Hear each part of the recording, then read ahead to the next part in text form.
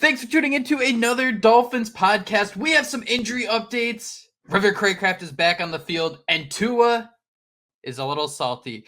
But before we get into a jam-packed episode of ADP, Joshua Houtz, how are we doing today, my friend?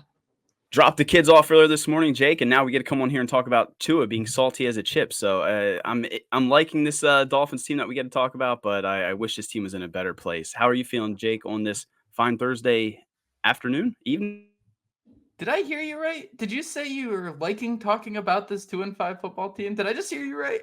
I mean, at this point, you can just say whatever you want, right? Like we're down and at an all-time rock bottom. So yeah, you can pretty much say whatever you want at this point and get all your hot takes off, I guess. So does that mean, Josh, River Cracraft, who was placed on injured reserve in late August with a shoulder injury, the last time we saw Cracraft, he was catching touchdown passes in the second preseason game against the Washington Commandos.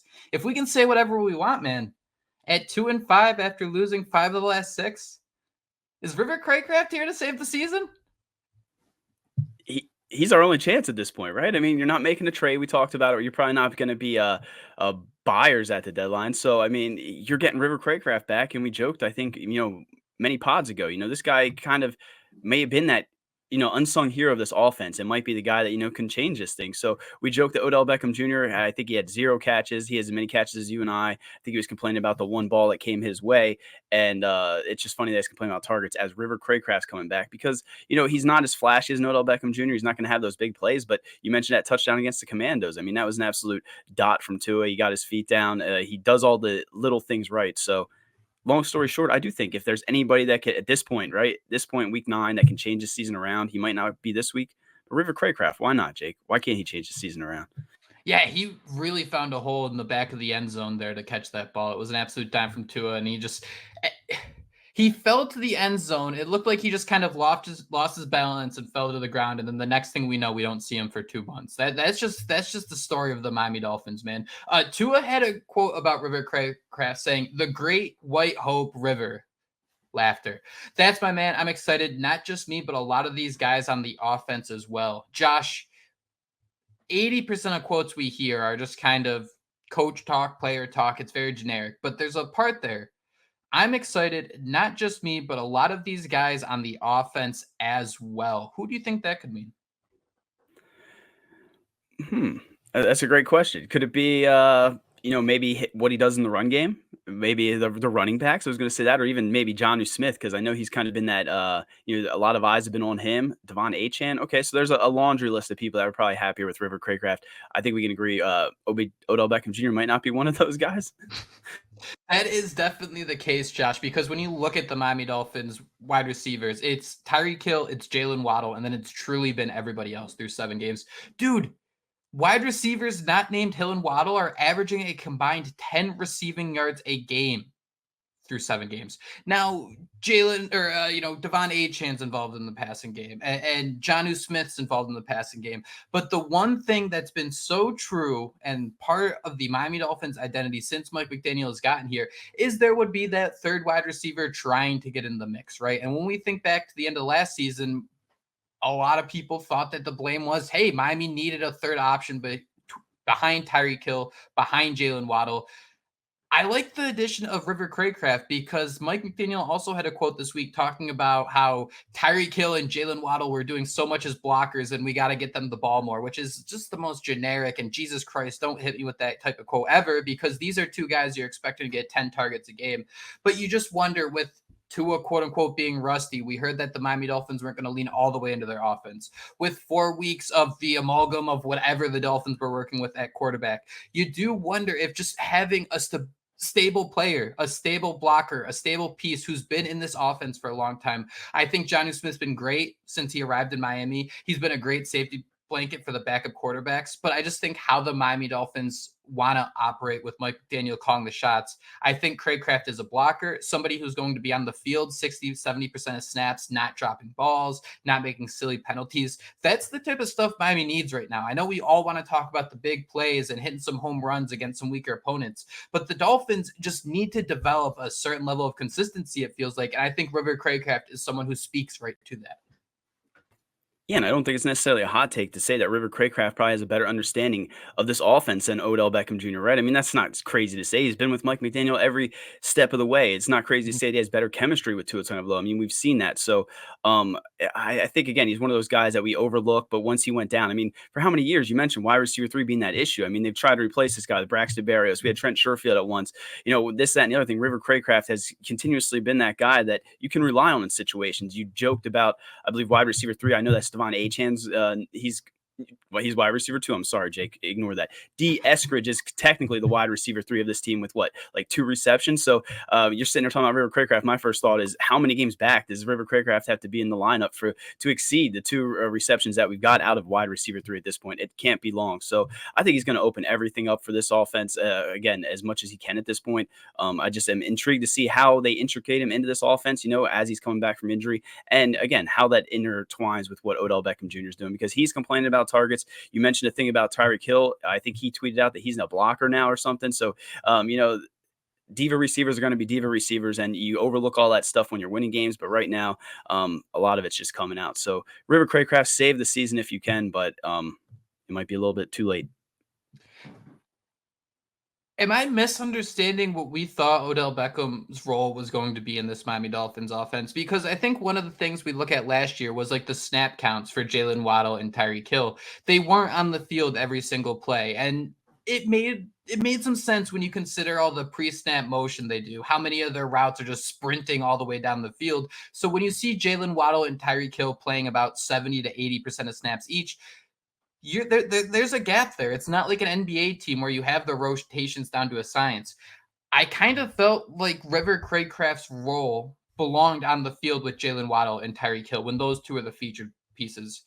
I thought Odell Beckham Jr. was brought in to be that guy who fills in the gaps when Jaylen Waddle's on the sideline, when when Tyreek Hill's on the sideline. I think that's been one of the things that's been a little confusing to me, because I don't think we've seen that where there's been like a featured play where you get Odell Beckham open as that number 1 receiver. Obviously, having a lot of backup quarterbacks in the mix changes things. But man, I just can't say it enough. I think the Jackrabbit, River Cracraft, there's just a level of consistency. And here we are 2-5. I completely understand this is a wide receiver who has less than 300 receiving yards over the last 3 years, or 2 years, if I remember correctly. He has 3 touchdowns since he arrived in Miami.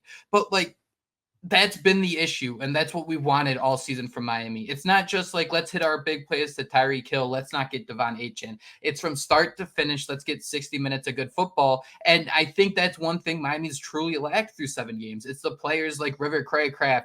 Andrew Van Ginkel, you see it more as like the big plays, the sacks, the interceptions, but just those stabilizing presence that aren't the stars and the studs. I think Miami's been truly lacking that. I agree, and I think people are probably going to be in the comments giving us crap. We're 8 minutes in almost, Jake, and we're still sitting here gushing about River Cracraft. But I mean, if you ever have listened to me speak, I mean, whether it's Isaiah Ford, Preston Williams, list goes on to mid receivers that I've stand, so I have no issue sitting here and saying that River Cracraft, again, is a guy that they miss and is going to help this offense. Some other injury news, Jake. I have the quote pulled up right here from Mike McDaniel. He was asked about some of these guys and their availability. This Sunday versus the Buffalo Bills. River Cracraft's window will open yesterday, obviously, 21 days before they can officially activate him. Isaiah Wynn is doing well, has had very positive weeks. Things have been trending well, but I don't know the timetable yet. Again, go ahead, Jake. I was going to say, we don't really understand why they even brought him back if this was just going to be a dude that was just going to be on IR all season. What were you going to say? I'm sorry. Robert Jones had the one of Tua's fumble recoveries, I think it was, on the first drive last week. I was going to ask you, Josh, how much does someone like Isaiah Wynn move the needle at this point? Who, if he's been hurt this long, you're talking 2 months, obviously the injury had to be more extensive than we thought. I mean, Robert Jones, I don't think has been bad. And I think this is an opportunity where we can say, I don't think the offensive line has really been an issue of late. Yeah, and I mean, again, they're masking it great with getting the ball out quickly. I mean, you see some issues. You see Liam Eichenberg. I had a video of him. Yeah, he's elbow dropping Achane on the ground, things like that. But again, they're stable, right? They're not the reason the Dolphins are 2-5, in my opinion. So you asked what he could do to this. I mean, that's a great question. I mean, I guess maybe the Dolphins thought they might have much bigger issues on that offensive line this far into the season. So maybe you're not rushing Isaiah Wynn back because, again, you have some time there because the offensive line is playing well. The other guy, Zack Seeler, they said things are trending well. He's one of several I won't know about until closer to the game, and that's just based upon you'd have to project He's doing well, and we know him as a player and a person. He desperately wants to play. He went on to say Javon Holland was another guy that was banged up, would not practice yesterday. Sounds like, in my opinion, again, listening to the press conference, that Javon Holland will not be able to go this Sunday against the Buffalo Bills. And then you got that Jordan Poyer revenge game right there. So do you think Zack Seeler is going to be back? I mean, I think put an eye patch on him, throw a visor on him, get his ass out there, because he's that presence you need in the middle of the defense. It's spooky season, and I think his wife actually came out and said they already knew what they were doing for Halloween. I have to guess it was pirate. I mean, I don't have to think too hard about that one.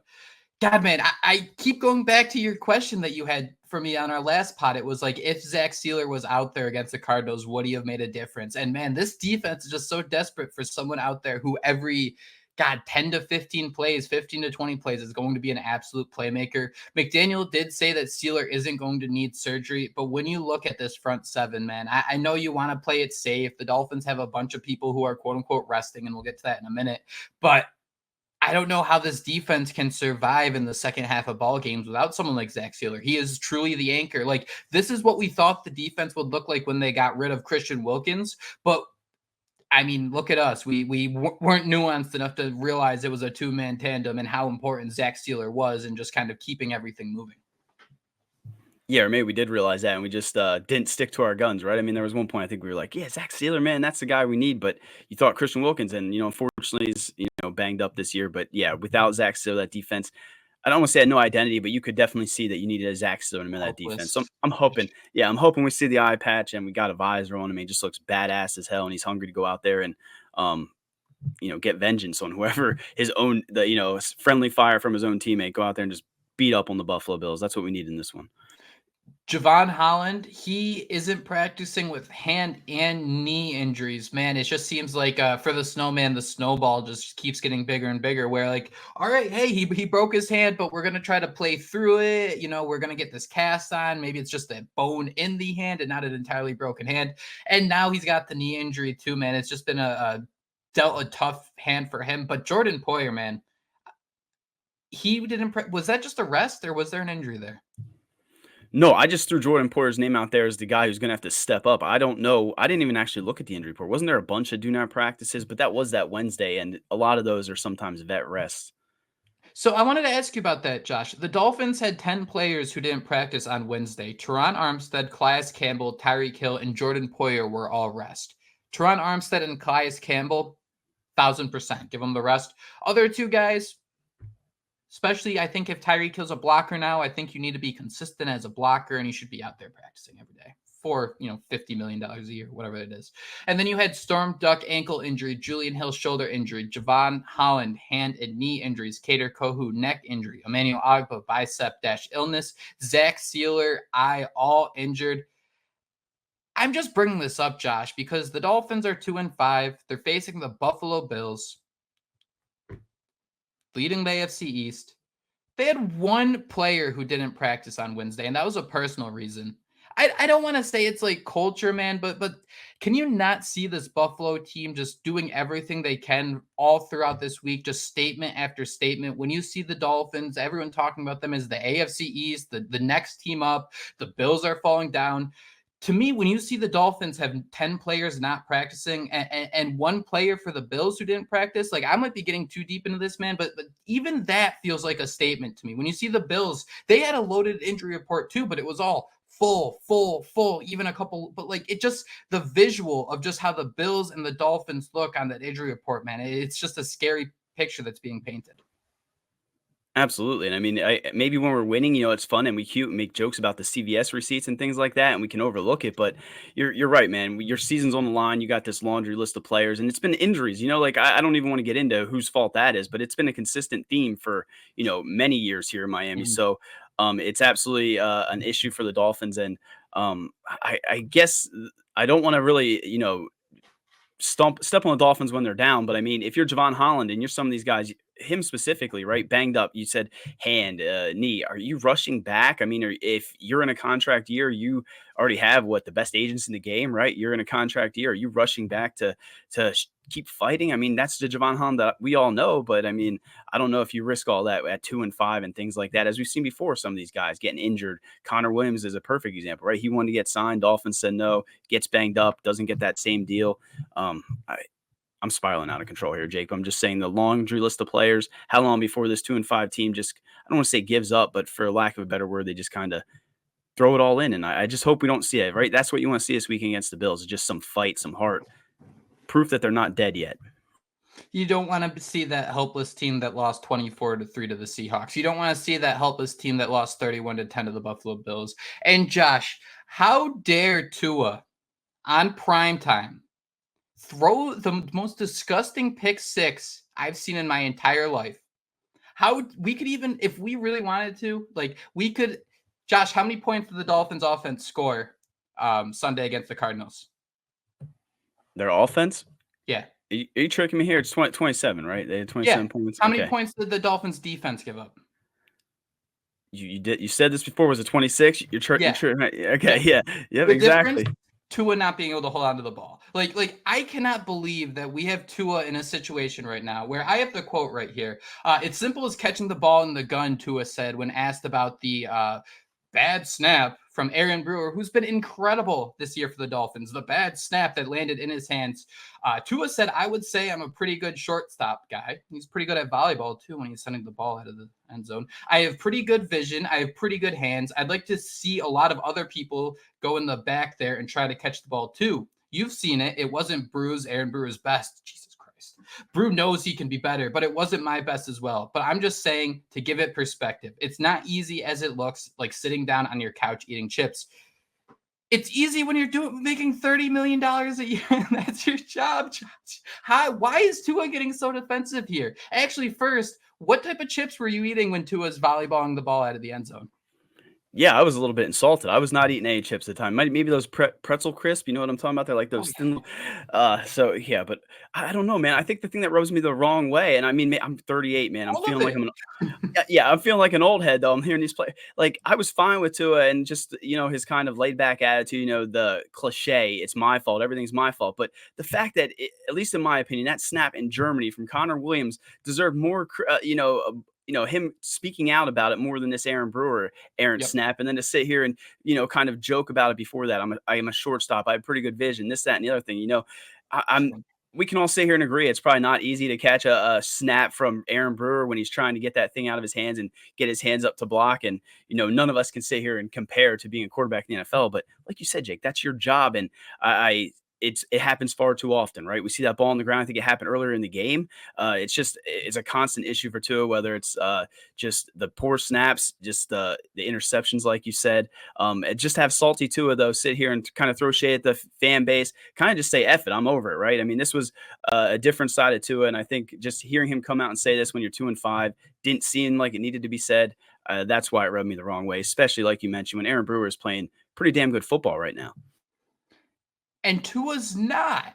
He had 3 fumbles in that game. If it was like a one-time, he had 13 fumbles last year. Like, this is nothing new for him. This has been an issue. Like, it is killer. This team's 2-5. This is killer that he was sidelined for 4 games. And this is the comments he has. Like, we knew they were going to be rust. Like, I was ready, to say, Tua did some good things. It's the best crowd noise of the day was him sliding. Look at us. Look at how great the Dolphins are. He had some good throws. They moved the ball well. They scored 27 points. There was still rust. There isn't time, brother. That's his other comment that really rubbed me the wrong way. When at 2-5, he talked about those Brian Flores teams. The thing about the Brian Flores teams, even when they were 0-3 after the horrendous start in 2019, there was urgency. There was urgency to beat the Bengals. There was fight. There wasn't this poutiness. And I hate to be an old head, and I hate that this is what we have to talk about. But God, man, I was triggered when you're gonna sit there and say, I was eating chips. My dad made French onion dip. It was awesome. 1922, sorry, Josh. But it was awesome. I'm gonna eat chips. I work during the week. You have your Monday. What do they start practicing on Wednesdays? It's my day off. Don't hate on me for eating chips. Just catch the football. Your offense did enough. The defense did enough. You didn't. Yeah. I mean, again, it just seemed completely unnecessary, unlike Tua. And I think I'm going to lean into it even more, because I don't know if you see, but I'd make jokes on Twitter. I said how he came in. It was right after it. I think that's what's so funny, though. It was literally right after, Mike McDaniel went on this whole rant. He was talking about, X's and O's, things like that. And they just throws in this, don't point the finger, point the thumb, meaning like don't point the blame, take the blame. And Tua comes out hours later with his brand new haircut, and he's just like, you know what, Aaron Brewer, you pretty much suck ass. It's your fault, bad snap. And again, if we're winning games, it's okay. If Tua's going out there and lifting this team up in a way that we saw in Kyler Murray, right? I mean, I think that's what's so frustrating, just seeing that the realization over these last few weeks that the Dolphins, despite where we thought they were in our head, before the season, the realization that we are just a 2-5 team, right? And I just don't know that Tua Tagovailoa is capable of uplifting this entire offense. And by all accounts, if that's your attitude after a poor snap by blaming Aaron Brewer, blaming the salty chip eating fans, it doesn't look very good. You're supposed to eat chips during games. I don't understand the hate on the chips. Josh, you have 3 kids, and they're all young. You're teaching them a lot of life lessons. Have you ever heard point the thumb? What the hell does that mean? Yeah, I don't know. Unless he meant like give a thumb. I don't know what he meant by that, but I just started LOL, and I was like, this is the funniest. You know what you can say? When you point a finger, there's 3 others. 3 of your other fingers are pointing back at you. That's what happened with Tua, right? There's so many fingers that deserve to be pointed at him. Josh, I'm sorry. You wanted to come on here and rant and talk a little bit. I'm sorry if I stole your thunder here. I want to give you the floor to close out here. I want to make sure that we're turning into the 2 old guys from the Muppets, but I want to make sure it's the 2 old guys and not just the one listening to the other. Well, I'm the oldest one here. I am definitely that old Muppet. We're those guys up. We should. I always say I need a Photoshop, but that should be the Photoshop for this. The only thing I want to say is I tomorrow my daughter turns 7, so I will not be on the pod with you and Kat. But I want to. Can I give my Buffalo Bills prediction? Because for so many years, Jake, we've come on this podcast, and I've sit here and I find a way to spin it. The Dolphins are going to find a way to win. I'm not doing that. I want someone to come on here and clip this because the Dolphins go up there and do the unexpected, because I do not see any world in which the Dolphins can go up there 2-5 with the team that we've seen and beat a team like you mentioned, Josh Allen playing out of his mind. The Bills, who I think everybody thought their door closed last year, looks like, again, the AFC East favorites and all that stuff. Like you said before, they are just waiting and hoping to end our season. So saying all that, I'm going to go like 31-17 Bills, and I hope that is not the case. And I'm sitting here with egg on my face, because that would be the perfect way for the season to turn around, right? If you can find a way to beat Josh Allen and the Bills, I mean, that was the whole question coming into the season. That would be a hell of a way to start and get that, win streak going that Tua and all those players love to talk about under the Brian Flores era. And that's the thing too, like, frustrated, annoyed, like, I don't want people to confuse that with like, F this guy, don't want him to be the quarterback, anything like that. It's just, this scenario is a team that looks so helpless, and it's things that, hey, we've been talking about a little bit. It's the bad vibes. Bad vibes is just the way to look at it. But Josh, you said it perfectly. I'm impressed that you actually think that it's going to be a 2-possession game, that the Dolphins are going to score more than they did at home, which is kind of depressing in itself. That is it. That is all the time we have today on Another Dolphins podcast. Like you said, Josh, I hope this is a show that everyone gets the clip. I want nothing more than everyone to throw this in our face when we're proven wrong. It just doesn't feel that way. If you want to get involved in the conversation, you want to let us know that we are just 2 Muppets. 560 WQAM YouTube channel. Go to that. All our podcasts are uploaded there. You can leave some comments. You can also email us directly at AnotherDolphinsPodcast@gmail.com. We do some mailbags through there. Always listening, always looking forward to hearing your thoughts. But that is it. Thank you all so much for joining us. We will be back with another episode of Another Dolphins Podcast soon. But until then, fins up. Fins up.